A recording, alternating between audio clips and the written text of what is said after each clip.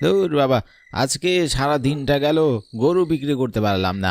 একজন যাও দাম করলো তাকেও দিলাম না। এখন মনে হচ্ছে ভুল করেছি, গরুটা বেচে দেওয়া উচিত ছিল। ধুর, কি যে বোগামি করলাম। গরুটা বেচলে আমি পেট ভর্তি কি করে কাটবো মশাই? তুমি কি এসব কি বলছো?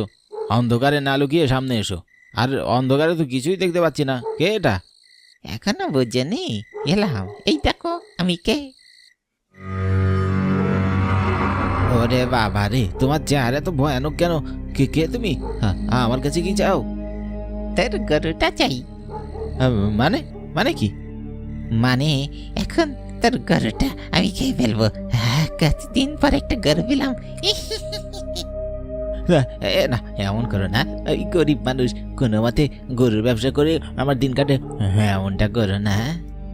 তোর সাহস আছে বটে, আমার সামনে এলে সবাই গরু রেখে নিজের জীবন নিয়ে পালায়, আর তুই গরুর চিন্তা করছিস।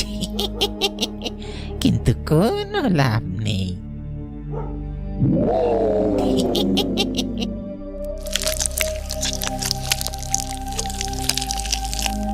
কতদিন পর একটা গরু খাচ্ছি। ওরে বাবা রে, আমি কি দেখলাম? এ তো আসবর একটা মাংস খেয়ে রাক্ষস। ওখানে আর 2 মিনিট থাকলে না জানি আমাকেই খেয়ে ফেলতো।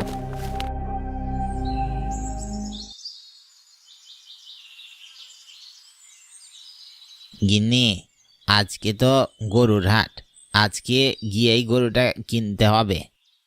এখনই কেন কিনবেন? আরে গিন্নি, সামনে তো কোরবানির ঈদ, ঈদের আগে আবার গরুর দাম বাইরা যাইবে, এই জন্যে হাটেই কিনা রাখবো। বা, আপনার মাথায় তো ভালো বুদ্ধি আমিনের বাপ। আমিনের বিয়ের সামনে, এখন কিনে রাখলেই ভালো। ঠিকই কইছেন। হে হে গিন্নি, তার জন্যই তো এত তাড়াহুড়া। মেয়ের বিয়ে বলি কথা, আমি তো কোনো কিছু কমতি রাখতে পারবে ক্লাই। বিয়ের জন্যই তো গরু থাকে না। আবার ঈদের আগেও দাম বেড়ে যাবে। আমরা গরিব মানুষ, আমাদের কি অত বিলাসিতার সাধ্য আছে? হ্যাঁ, দেখেন না, গরিব বইলে আমাগো টিনের চাল।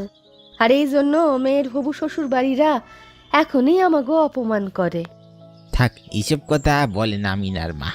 মেয়ে ভালো থাকুক, এটাই আমাকে চাওয়া। আমরা গরিব মানুষ, আমাকে আবার কি মান সম্মান আছে নাকি? আচ্ছা থাক এইসব কথা।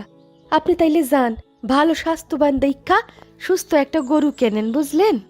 হ্যাঁ গিন্নি, ঠিক আছে, আমি গেলাম। আচ্ছা, গরু কেনা হলে বেশি দেরি করেন না। এমনি জলাতপুরে রাতের বেলাটা ভালো থাকে না। দূর, এসব বাজে চিন্তা করে না তো গিন্নি।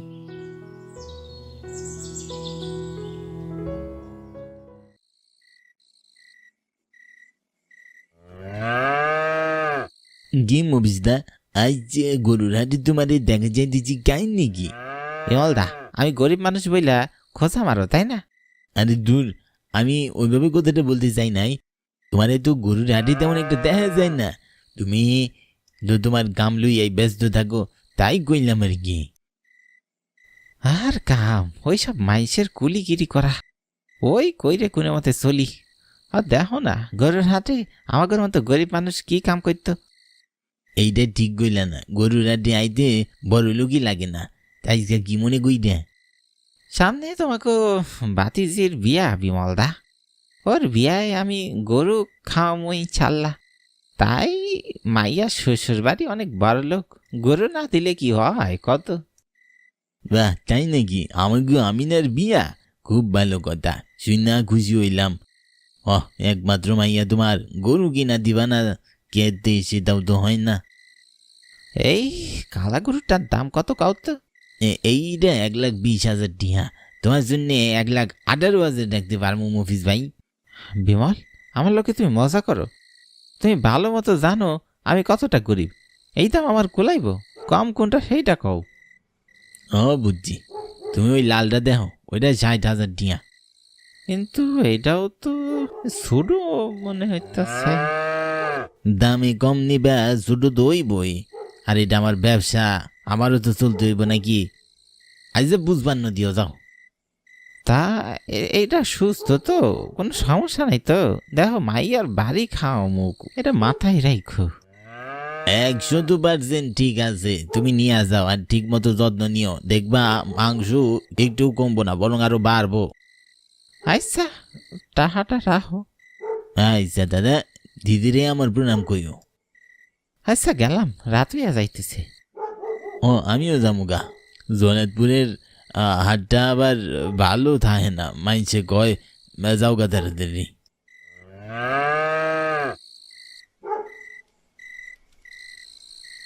আল্লাহ, মাইনছে কয় এই জায়গাটা নাকি ভালো না, রাত করে গরু নিয়ে ফিরতাছি, সব ঠিকঠাক রাখো গো আল্লাহ। আমিনার মা গরু দেখলে খুব খুশি হইব। দামের ভিতর গরুটা একদম খারাপ না। হ্যাঁ আল্লাহ, মান রাখো গো। ওরে বাবারে, টাকা দিল নাকি? আল্লাহ রক্ষা করো, ডাকাতের ভয় করছিলাম। আমার গরুটা নিয়ে কোনো মতো বাড়ি যাইতে পারলেই হয়। আল্লাহ গো। কিরা কিরা আসে দেখো, আমার গরু ডাকাতি করতে আইও না। আমি ভালো মানুষ, আমি গরিব। তা আমি কি করবো শুনি? আরে বাবা রে, এটা তো কোনো ডাহাত না, এটা একটা ভূত। আল্লাহ বাঁচাও, বাঁচাও গো। বাঁচবি, তোকে কিছু করবো না, এই গরুটা কেবল দিয়ে দে, তোর কোনো ক্ষতি করবো না। হে, এটা কেমন কথা? তোমারে আমার গরু দিয়ে দিব কেন? চুপ, আর কথা বলছিস? বাঁচতে চাইলে গরুটা রেখে একগুনি এখান থেকে বালা, না হলে তোকে আর গরুকে দুজনেকেই আমি সাবার করে ফেলবই বলে দিচ্ছি। দেখো, আমারে সেটা দাও। তোকে তো জেলে দিবই, শুধু তোর গরুটা নিতে চাই। দাঁড়া, আগুন জ্বালাই, সব শয়তানি বেরিয়ে যাইব। আমারে ভয় দেখে কোনো লাভ নাই, অশুভ ভূত। আমি জানি তগরে কি কইরা ঘায়ল করতে হয়। এই দেখ, আমি আগুন নিয়ে আইছি, এবার সাহস থাকলে সামনে কইতেছি। ওরে বাবা রে, ওরে মা রে, আগুন বন্ধ কর, নেবা আগুন। আমার আগুনে অনেক কষ্ট হচ্ছে রে। না নেবাবো না, আগে সামনে থেকে যা বলছি। যাচ্ছি। হ্যাঁ কি, বাতাসে তো আগুনটা নিভে গেল, এখন কি করব? আল্লাহ আমাকে সাহায্য করো, আর গরুটা যেন ওই ভূতে না নিয়ে যায়। গিনে এবার ভয় দেখা আমাকে। আগুন দিয়ে মারতে এসেছিলি না, কেবার আয় মার দেখি, নিভে গেল তো আগুনটা। দেখ শয়তান, তুই আমার গরুর কাছেও আসবি না, তোকে একদম মেরে ফেলো বলে দিচ্ছি। তোর এত বড় সাহস, তুই আগে নিজে বেঁচে দেখা।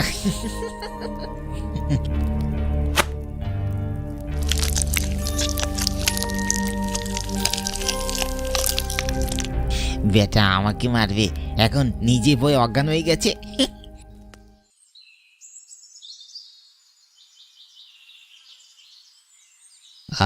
সন্ধ্যা হইয়া যাইতাছে, গরু গোলারে নিয়ে বাড়ি যাইতে হইব, নইলে মালিক বকবো। দেখি আর দেরি করন যাইবই না। বন্ধু, অনেকদিন পর দেখা, একটু কথা কই। তা এখন কি চিন্তা ভাবনা? এমনে কয়দিন যাইব তোর? একটা তো ভবিষ্যৎ থাকুন লাগবো। কি কর্ম বন্ধু, বাপ মারে কোনোদিন চোখেও দেখি নাই। আমার মালিক কৌশল বাবুই আমারে বড় করছে, লালন পালন করছে, তাই হ্যার কাম কইরাই দেই। এখন যদি এখান থেকে চইলা যাই, এটা বেইমানি করা হইব, তাই না? যে মানুষটা আমার আপদে বিপদে ছিল, তার সাথে বিশ্বাসঘাতকতা করা কি ঠিক হইব? ভাই সে বুঝেছি, কিন্তু তার বউ তো তোকে অনেক অত্যাচার করে শুনেছি, অনেক মারে বকে। ওইটা একটু করে, তবু একটা মাথা গোজার ঠাই তো আছে। আমার গো এতিম গো, আর কোনো ভরসা আছে ক? কিন্তু এমনি আর কদিন চলবে বলতো? এইটা জানি না, যাইগা, দেরি হয়ে গেছে, মালকিন মারব। ঠিক আছে, যা, দেরি করিস না। শোন, আমার তো কইতেই মনে নাই, তোকে জলাতপুরের রাতে হাঁটা বেশি ভালো না, যাওয়ার সময় সাবধানে যাইস। আচ্ছা।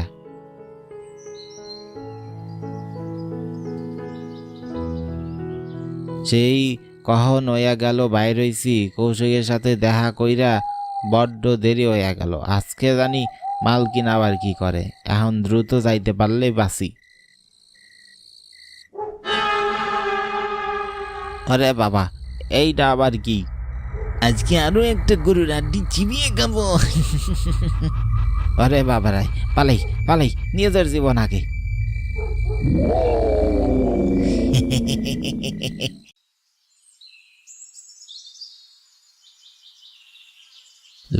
কালু, জানিস তোমাদেরকে প্রথম দিন বাবা এ বাড়িতে এনেছিল, খুব খুশি হয়েছিলাম। আমি দিনরাত সারাক্ষণ তোমাদের সাথে কাটিয়েছি। তোমরা আমার অনেক আপন হয়ে গেছো। তোমাদের সাথে আমার খেলাধুলা, খাওয়া, উঠা বসা সব কিছু, কত আনন্দে দিন কাটতো। তারপর একদিন বাবা মারা গেল, তাকে টাকার অভাবে বাঁচাতে পারলাম না। ধীরে ধীরে মা আমি তোদের যত্ন করে বড় করলাম। আমাদের অনেক সময় অতিবাহিত হলো। এর ভিতর এখন মাও অনেক অসুস্থ। মাও আমাকে ছেড়ে চলে যাবে, কিন্তু আমি তো এবার মাকে আর হারাতে পারি না বল। তাই আমাকে যে তোদেরকে বেচতেই হবে রে।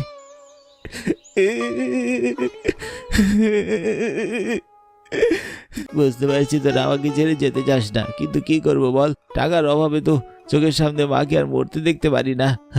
পারি আমি বল? আমাকে যে মা এই জগতে এনেছে, মা ছাড়া কেউ নেই। ডাক্তার বলেছে মায়ের বড় অপারেশন করাতে হবে, অনেক টাকা লাগবে, না হয় মাকে আর বাঁচানো যাবে না। আমি আর কি করব বল, তোরা আমাকে ক্ষমা করে দিস। আমার আর হাতে কোনো উপায় নেই রে। মা কেমন কাশছে, সারাক্ষণ আমার চোখের সামনে এমন পড়ে থাকে, আমার সহ্য হয় বল? আমার উপর রাগ করিস না রে লালু, রাগ করিস না রে কালু। তোদের যে আমার জলাতপুরের হাটে নিয়ে যেতে হবে। দাঁড়া, আসি, মায়ের কাছে বলে আসি।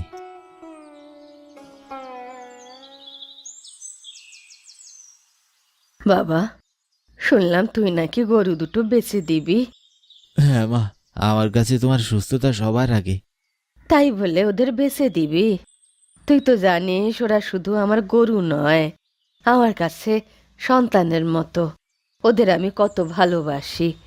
কটা টাকার জন্য? টাকার জন্য নয় গো মা, তোমার বাঁচার জন্য। ওদের সাথে তোমার বাঁচা মরা জুড়ে আছে। আমরা তো এত টাকা কই পাবো বলো? বিক্রি না করলে কেমন হবে? ওদের বিক্রি করলে অন্তত কিছু টাকা আসবে।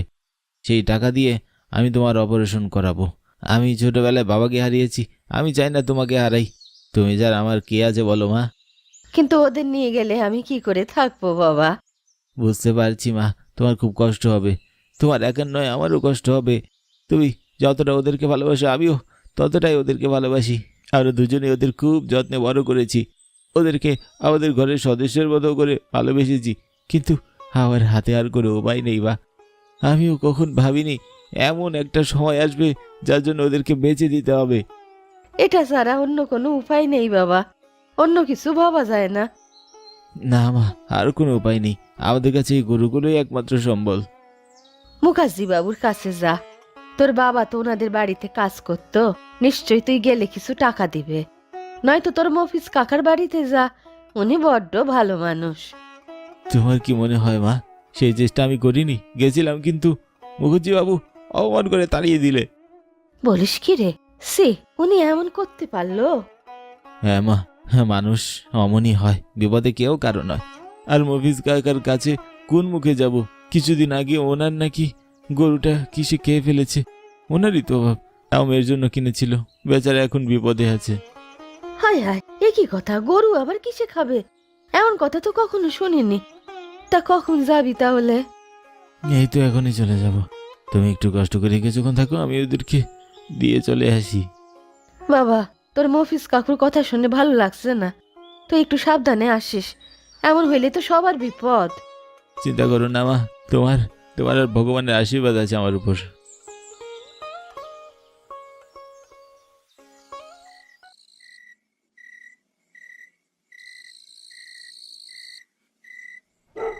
লালু, কালু, আমাকে ক্ষমা করে দিস। আমি চেয়েও তোদেরকে আমার কাছে আর রাখতে পারিনি। তোরাও জানিস আমি তোদেরকে কত ভালোবাসি, কিন্তু এছাড়া আমার হাতে আর কোনো উপায় নাই রে।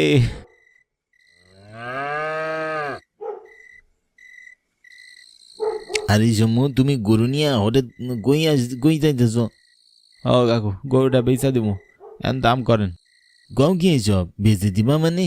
এই সেই ছোট কাল থেকে দেখতেছি তুমি গরুটারে কত ভালোবেসে বড় করছো, এখন হঠাৎ বেচে দিবা?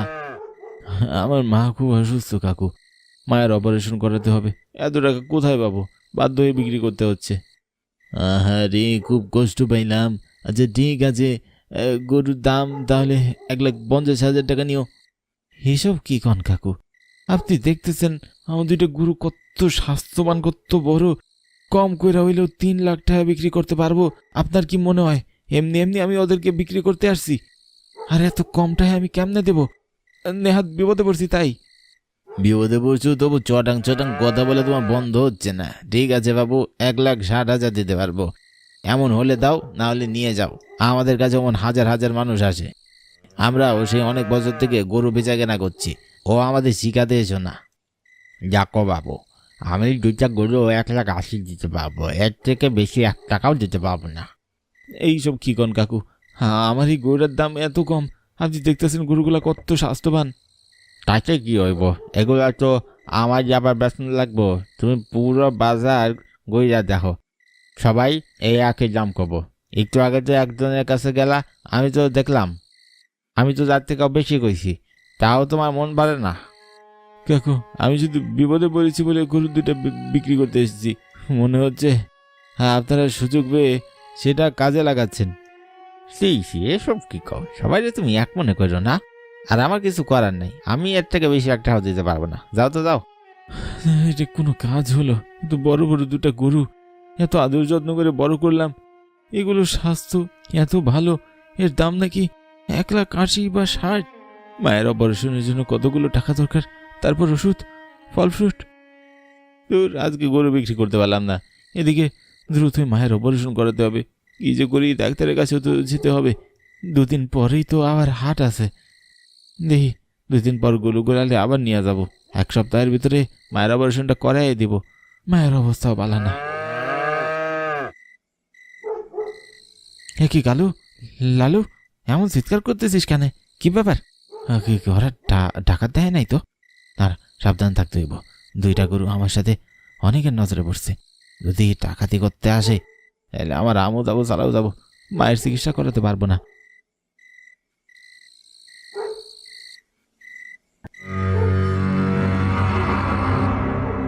হে, কি কেটা তুমি? আমি রাঘব। আমার কাছে কি চাও? কি চাও? আমি তোমার কোনো ক্ষতি করি নাই, সাইরা দাও আমারে। চিন্তা করো না, আমি তোমার কোনো গতি করব না। তাহলে কি চাও আমার কাছে? তোমার গরুগুলো। আজ তো 2টো একসাথে গরু খাবো। মানে কি কি কইতেছো? তুমি আমার গরু খাবা কেমনে? তো কথা কম ক, দে গরুগুলা দে, না হয় খারাপ হবে তোর সাথে। না, আমার গরু কিছুতে দাম দেবো না। আমার মা অসুস্থ, ও মায়ের চিকিৎসা করাইতে হইব। দয়া করে আমার গরুগুলো নিয়ে না। এইগুলো আমার শেষ সম্বল। এগুলা নিয়ে গেলে আমার আর কোনো উপায় থাকবো না। তাই কষ্ট হচ্ছে? খুব কষ্ট হচ্ছে। আমারও এমন হয়েছিল সেদিন। আমিও এমনি করে মিনতি করেছিলাম, কিন্তু কেউ আমাকে বাঁচাতে আসেনি। ওরা আমাকে রেহাই দেয়নি। আমার মিনতিও কেউ শোনেনি, আমিও শুনবো না। মানে কেন তুমি আমাকে গ্রামে কি কইরা? আমি পাশের গ্রামের, আমার নাম রাঘব। তোমার কি হয়েছে? তোমার এমন খুব কিসের? আমার কি হয়েছে জানতে চাও? আজকে এর আগে কেউ কখনো জানতে চায়নি। শোনো তবে, আজ থেকে প্রায় মাসখানেক আগের কথা। আমার ছোট মেয়েটা খুব অসুস্থ, ও চিকিৎসা করাতে হতো। আমার কাছে একটাই গরু ছিল, সে সম্বল। একদিন সেটা নিয়ে এই জলাতপুরের রাতে হাটে আমি আসি। তারপর তারপর তারপর কি হলো কও? সেদিন হাটে আমার গরুটা বেচা যায়নি।